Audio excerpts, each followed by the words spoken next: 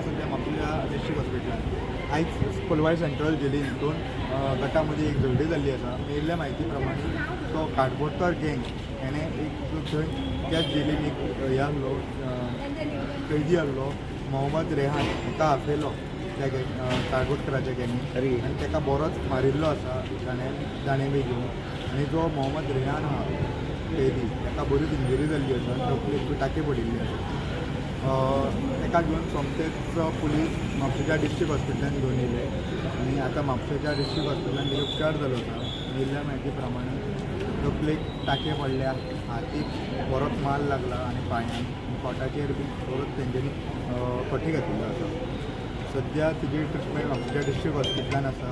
ताका म्हापशेच्या डिस्ट्रिक्ट हॉस्पिटलान एडमीट करतले अशें आमकां इन्फॉर्मेशन मेळ्ळी.